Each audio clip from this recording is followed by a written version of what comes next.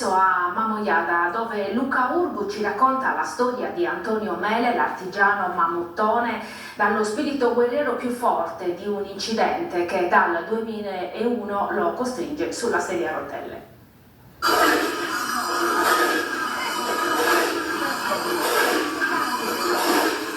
Prima di avere l'incidente vestivo le vesti di mamuttone e di soldatore, e quindi il mio sogno sarebbe quello di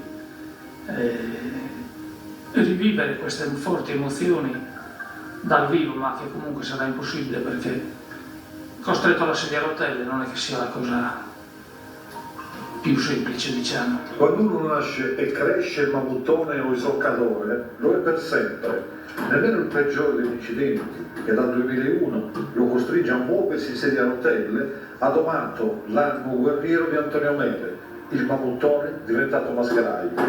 Le sue opere da qualche anno arrivano in tutto il mondo e lui riempie la giornata lavorando in legno nella bottega di casa, rivivendo così la tradizione mamoiadina. La rivivo realizzando le nostre maschere, quali quelle del mamuttone e del soldatore, che realizzo in legno. E niente, cerco di rivivere appunto le emozioni che vivevo prima realizzando queste opere, perché comunque stando in sedia non è che sia una cosa molto semplice.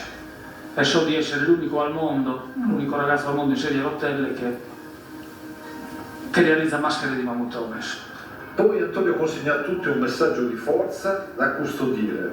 Che non bisogna mai arrendersi nella vita non bisogna mai arrendersi, bisogna sempre andare avanti e cercare di vivere, non di sopravvivere. Ebbene, sono